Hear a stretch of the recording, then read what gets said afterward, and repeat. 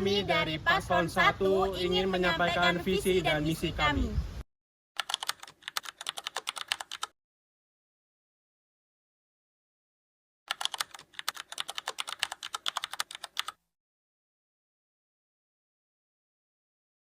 Adapun visi dan misi kami. Visi kami adalah membangun provinsi yang maju, aman, dan sejahtera bagi seluruh masyarakat. Adapun misi kami yang pertama, menguatkan ekonomi daerah, dan yang kedua, memperbaiki infrastruktur yang ada sekarang ini. Membangun infrastruktur yang merata dan berkelanjutan, serta menjaga lingkungan dan memperkuat kesiapsiagaan bencana.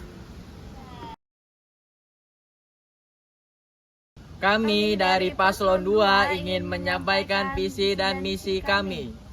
Adapun visi misi kami yaitu yang pertama, satu, melanjutkan perjalanan Pak Gibran membukakan 19 juta lapangan. Dan yang kedua yaitu membukakan MBG yang dilanjutkan oleh Pak Prabowo. Nah, setelahnya kita akan mensejahterakan masyarakat dan membangun perekonomian lebih baik. Halo masyarakat sekalian, mari kita saksikan perdebatan antara pasangan calon 1 dan calon 2. Di sini saya akan memandu berjalannya perdebatan Gubernur Paslon nomor 1 dan nomor 2 pada sore hari ini. Ya, kali ini kita akan menanyakan satu pertanyaan untuk Paslon 1 dan juga Paslon nomor 2. Apakah visi misi ini akan berjalan sesuai dengan planning yang sudah ada dan cocok untuk di masyarakat ini? Menurut saya cocok, karena dari apa yang saya pelajari, dari semua aspek yang ada di Indonesia, semuanya sesuai dengan apa visi misi yang saya adakan saat ini, dan semua kependudukan semuanya akan sama rata dengan apa yang saya jalani. Menurut saya visi misi saya itu cocok untuk rakyat Indonesia, karena rakyat Indonesia itu butuh 19 juta lapangan pekerjaan dan kesejahteraan bagi masyarakat Indonesia. Nah, tadi kita sudah mendengarkan jawaban dari paslon nomor 1 dan juga paslon nomor 2. Nah, kita ada pertanyaan lagi nih. Apakah visi misi yang sudah dibuat dan dirancang oleh paslon ini bisa terlaksana sampai akhir periode? Saya pastikan apapun yang saya buat akan terlaksana hingga akhir periode, hingga sampai kapanpun saya akan buat ini sebagai permanen, karena ini untuk semua orang, bangsa, dan dari atas sampai bawah semuanya sama rata. Saya usahakan visi misi kami akan berjalan hingga akhir, karena yaitu seperti membuka lapangan pekerjaan dan memberikan makanan-makanan bergizi kepada anak nusa dan bangsa. Nah, kayak pertanyaan tadi sudah terjawabkan dengan maksimal ya. Nah, kita ada pertanyaan terakhir nih, yaitu apakah visi misi yang sudah dilontarkan tadi berguna bagi masyarakat, berguna secara maksimal gitu, karena potensi-potensi yang ada kita kan belum tahu ke depannya.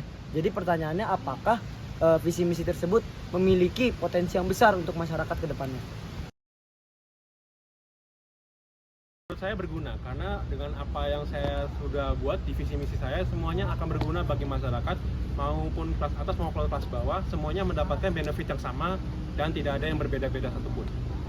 Dengan adanya 19 juta lapangan pekerjaan itu bisa mengurangi rakyat pengangguran. Dan dengan adanya MBG bisa menjadikan anak nusa bangsa menjadi anak yang sehat. Menurut kalian ya, tadi paslon 1-2 tuh mana yang lebih bagus gitu? Kalau menurut aku sih Nomor 1. Kalau menurut aku sih nomor 2. Enggak, ya kan? Nomor 1 enggak sih, Ta? Iya. Enggak, soalnya tuh nomor 1 kan enggak jelas. 2 enggak, Nomor 1. Pokoknya nomor 2. Lebih masuk akal nomor 2 2 enggak sih? Iya. Tapi ya kalau kata aku tetap nomor 1 Rati Sanjani sama Arde, karena dari jawabannya aja cerdas banget. Aku suka banget makanya nomor 1. Tapi ya, Tak, kalau nomor 2 itu kan tentang lapangan pekerjaan nih. Aku tuh kayak lebih relate ke mereka, karena apa? Di Indonesia itu lapangan pekerjaan itu lagi kurang-kurangnya dan pengangguran itu lagi banyak-banyaknya, Tak. Coba bayangin di Indonesia banyak banget orang-orang yang pengangguran. Iya sih, benar. Tapi enggak, tetap pokoknya Rati Sanjani dan Arde.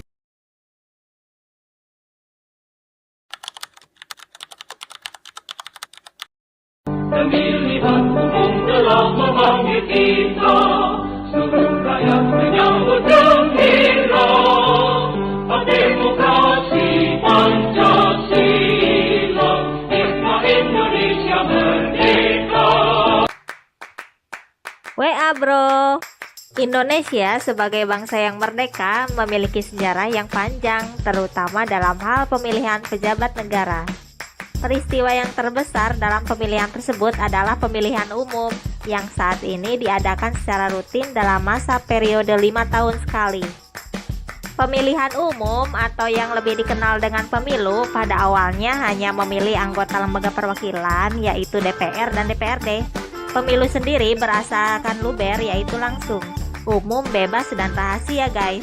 Namun setelah dilakukan amandemen keempat UUD 1945 pada tahun 2002, presiden yang sebelumnya ditetapkan oleh MPR mulai dipilih langsung oleh rakyat guys, yang sekarang dikenal dengan Pilpres. Pilpres sendiri dilakukan secara teknis mulai tahun 2004 guys, yang kemudian dilakukan berturut-turut pada tahun 2009 dan 2014.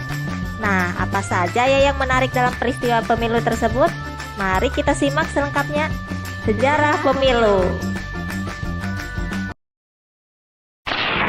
Urutan pertama.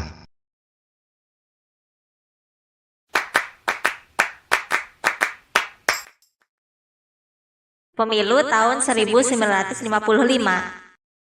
Pemilu ini dilakukan untuk memilih anggota DPR dan konstituante yang dipersiapkan oleh Perdana Menteri Ali Sastroamidjojo yang berjalan secara 2 tahap, yaitu pemilihan anggota DPR tanggal 29 September 1955 dan pemilihan anggota konstituante pada tahun 15 Desember 1955.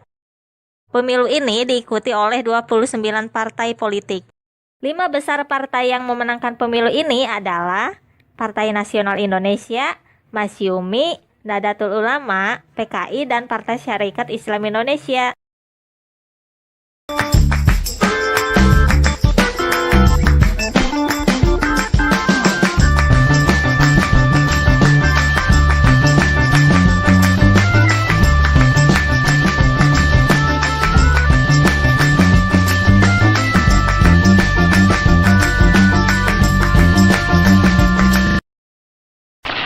Urutan kedua.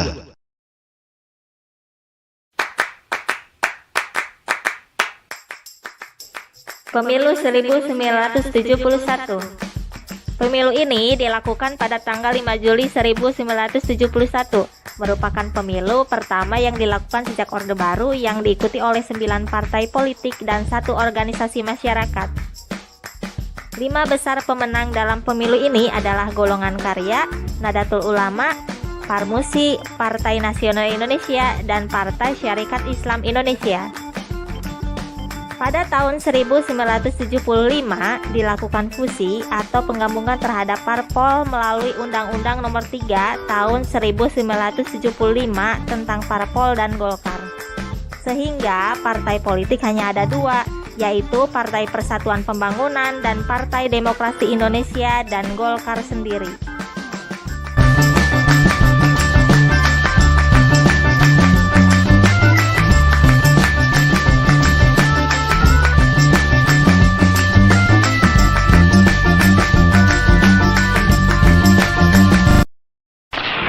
Urutan ketiga.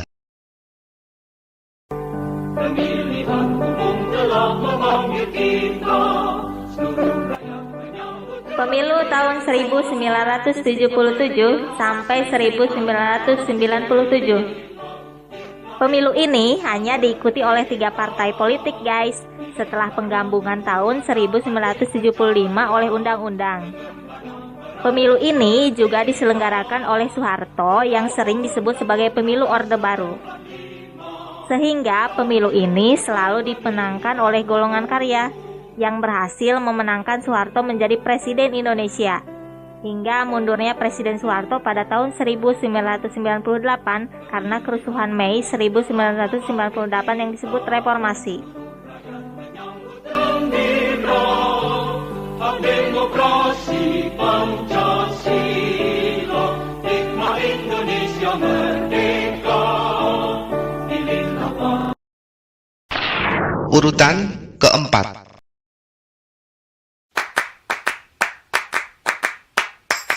Pemilu 1999. Pemilu ini diadakan setelah runtuhnya Orde Baru guys, yang diselenggarakan oleh pemerintahan Presiden B.J. Habibie yang diikuti oleh 48 partai politik. 5 besar partai politik pemenang dalam pemilu ini adalah Partai Demokrasi Indonesia Perjuangan, Partai Golkar, Partai Persatuan Pembangunan, Partai Kebangkitan Bangsa, dan Partai Amanat Nasional. Sekalipun PDI menang dengan 35%, namun presiden pada saat itu adalah Abdurrahman Wahid atau Gus Dur dari Partai Kebangkitan Bangsa. Pada saat itu, pemilu dilakukan untuk memilih anggota MPR, DPR, dan DPRD. Sedangkan presiden sendiri masih dipilih dan diangkat oleh MPR.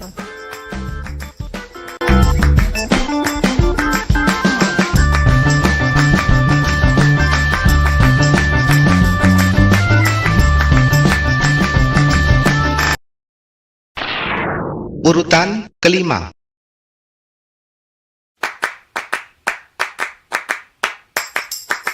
Pemilu 2004 sampai sekarang.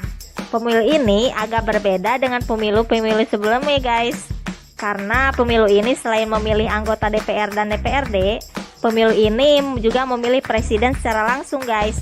Sehingga aspirasi rakyat dapat ditampung secara optimal dalam pemilu ini. Pemilihan presiden sendiri dimenangkan oleh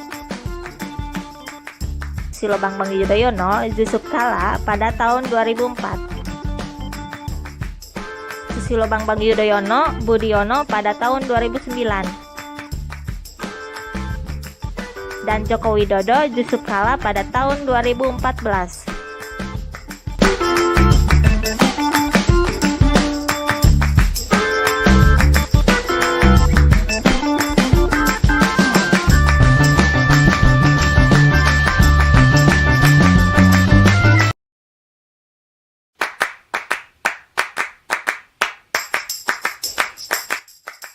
Nah, itu adalah sejarah pemilu di Indonesia, guys.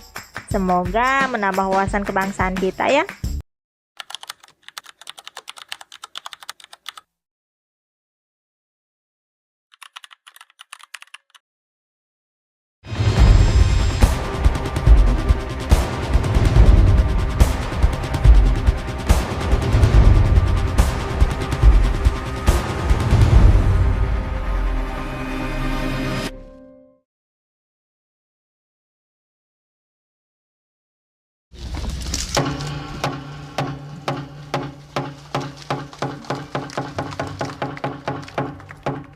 Tahun 1966, Orde Lama berakhir. Di bawah kepemimpinan Soeharto, Indonesia memulai Orde yang baru. Orde baru fokus pada trilogi pembangunan, yaitu stabilitas politik, pertumbuhan ekonomi, dan kesejahteraan sosial. Trilogi pembangunan diyakini akan membawa masa depan Indonesia yang lebih baik. Namun, ketidakadilan terjadi. Dalam banyak kasus, rakyat kecil ada di posisi yang lemah. Mencari keadilan lewat jalur hukum bukanlah perkara mudah. Ongkosnya pun tidak murah.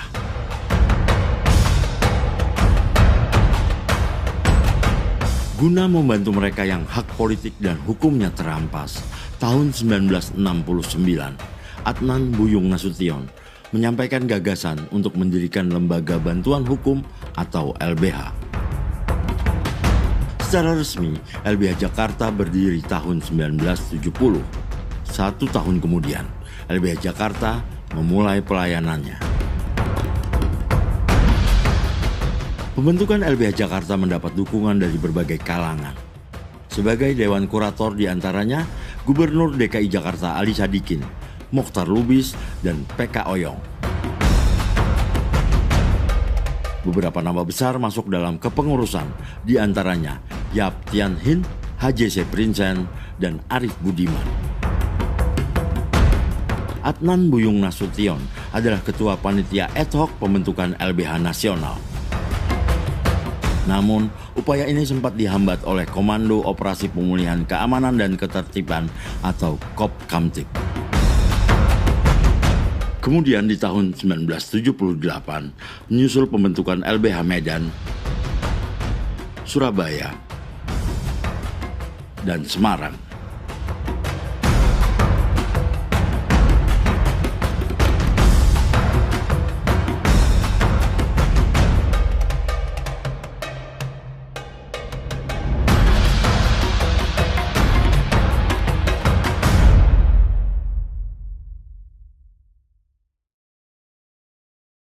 Dekade pertama beroperasinya LBH ditandai dengan munculnya proyek-proyek pembangunan yang dijalankan oleh pemerintah. Namun sesungguhnya ini jauh dari kepentingan rakyat.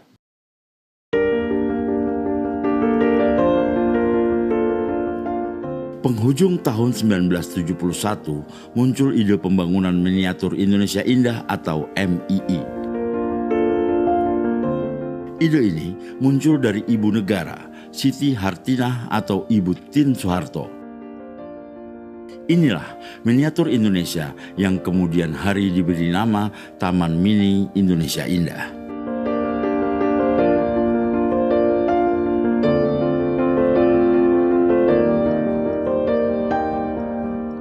Karena dianggap memboroskan uang negara dan tak sesuai dengan kebutuhan rakyat, pembangunan MII mendapat banyak penolakan. Penolakan tak hanya datang dari kelompok mahasiswa, tapi juga dari seniman, intelektual, dan para pengurus LBH. Soeharto waktu Taman Mini saya kritik, terutama karena dana Taman Mini buat saya lebih baik jangan dibikin Taman Mini yang kayak pameran aja sifatnya, bukan menolong orang miskin. Kedua, penggusuran tanahnya nggak benar. Lalu saya mau ke Taman Mini. Pada satu hari Soeharto bikin pidato di Pertamina tuh, di rumah sakit Pertamina. Dia menentang yang gerakan anti Taman Mini. Dia mengatakan waktu tahun 65, waktu saya melawan PKI, yang ada di damping saya cuma satu, jenderal-jenderal nggak ada, semuanya pada ketakutannya. Saya yang berani, yang mendampingi saya cuma Ibu Tien. Jadi kalau Ibu Tien diserang juga, itu langsung menyerang perjuangan ini dan menyerang saya juga pribadi. Sudah gitu saya tiba-tiba ditangkap gitu. Kami berterima kasih kepada mereka yang setuju, karena persetujuan itu mendorong kami untuk segera bekerja. Kami juga berterima kasih kepada mereka yang tidak setuju, karena ketidaksetujuan mereka sebenarnya ingin mengingatkan kami agar kami tidak berbuat salah. Karena inisiatif ibu negara terganggu, Soeharto marah. Ia memberi label kepada para penolak sebagai pengganggu stabilitas negara.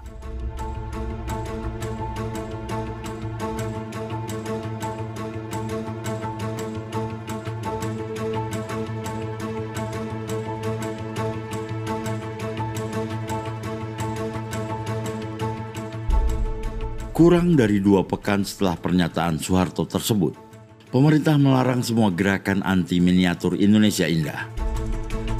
Para tokoh penentang MII, termasuk pengurus LBH, Arief Budiman dan Prinsen, ditangkap.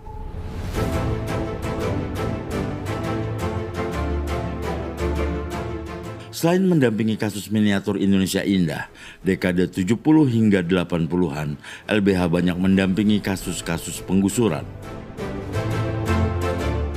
Penggusuran Simpruk dan Lubang Buaya adalah contohnya.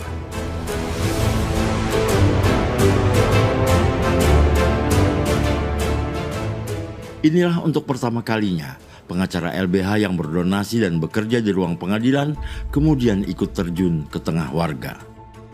Di Simpruk, pengacara LBH mengorganisir warga untuk bernegosiasi dengan pemerintah. Mereka bahkan ikut menghadang buldoser yang melakukan penggusuran. Hasilnya kemudian, warga mendapatkan lahan relokasi dan uang ganti rugi.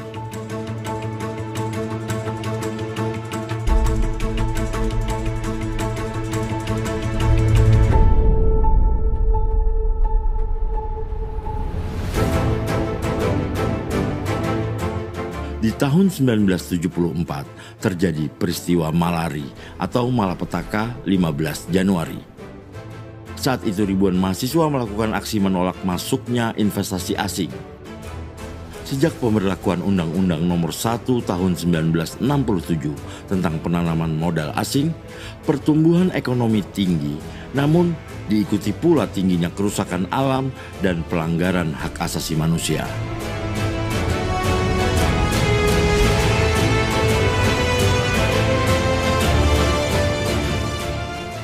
Saat itu, Soeharto marah besar.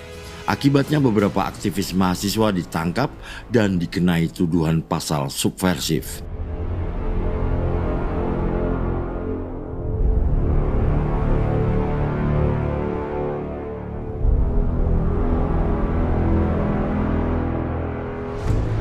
Adnan Buyung Nasution dituduh sebagai dalang malari.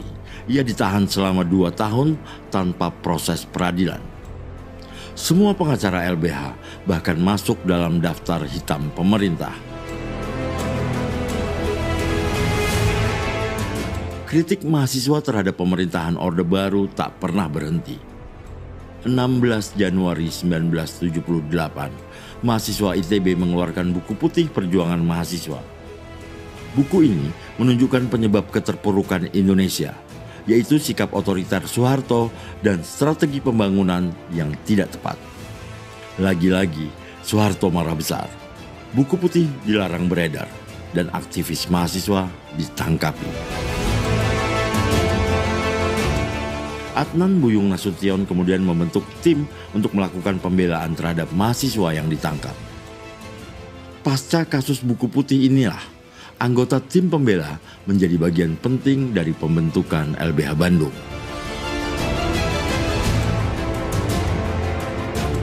Kasus-kasus awal yang dikawal LBH jelas menunjukkan semangat pendiriannya, yaitu melakukan perlawanan terhadap sistem yang tidak adil. Di era 80-an ketika para ahli masih membicarakan teori strukturalisme dan penamaan bantuan hukum struktural atau BHS, pada saat itu belum ada. Namun, LBH sesungguhnya telah mempraktekannya. Profesor Paul Mudikdo, seorang kriminolog dan sosiolog, menyebut pembelaan yang dilakukan LBH sebagai gerakan bantuan hukum struktural. Konsep bantuan hukum struktural mempertegas sikap LBH bahwa pembelaan bukan sebatas proses hukum di pengadilan, tetapi membangun kekuatan rakyat untuk melawan ketidakadilan.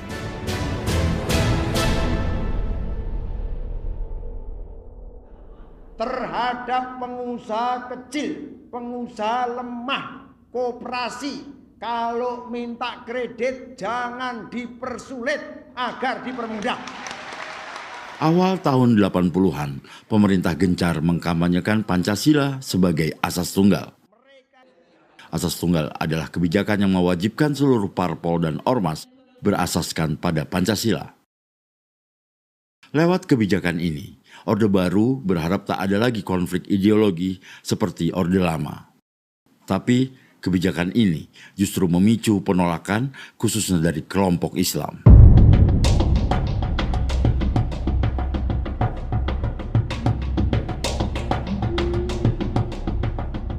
7 September 1984, seorang babinsa meminta warga mencopot poster yang berisi kritik terhadap Soeharto yang ada di dinding musola As-Sa'adah, Gang 4, Koja Tanjung Priok. Situasi memanas dengan cepat, 4 orang ditangkap aparat. 12 September 1984, terjadilah tragedi Tanjung Priok. Ribuan jamaah yang hendak menuntut pembebasan rekan mereka diberondong peluru tajam oleh aparat.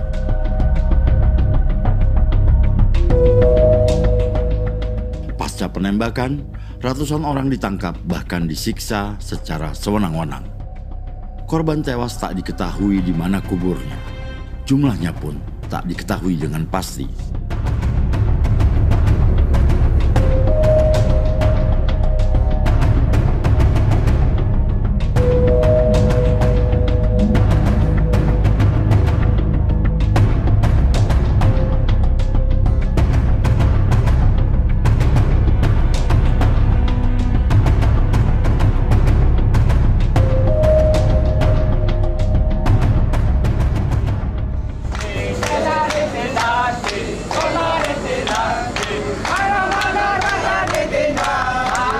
Korban lain pemberlakuan asas tunggal adalah kasus Talang Sari, Lampung Timur. Warsidi dan kelompoknya bercita-cita membangun sebuah kampung yang menjamin warganya dapat menerapkan syariat Islam dalam kehidupan sehari-hari.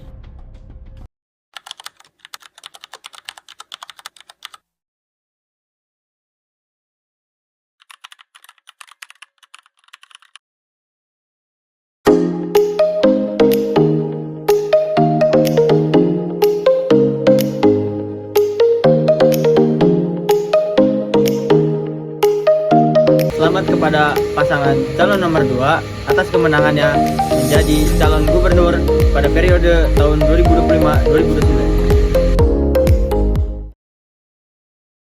Erlika Karlina diselingkuhin, lu bayangin. Sama siapa? Si Brafi. Iya. Nih kan awalnya ya, gua nggak tahu, gua buka di TikTok. Terus ternyata itu. Bentar. Selamat kepada pasangan calon nomor 2 atas kemenangannya menjadi calon gubernur. Udah gue juga apa? Bener. Paslon nomor 2 tuh menang. Selamat kepada pasangan calon nomor 2 atas kemenangannya menjadi calon gubernur pada periode tahun 2025. Kok yang menang nomor 2 sih? Kan yang paling keren nomor 1. Dari pas debat aja, perasaan nomor 1 yang paling bagus. Kok nomor 2 yang menang? Ih,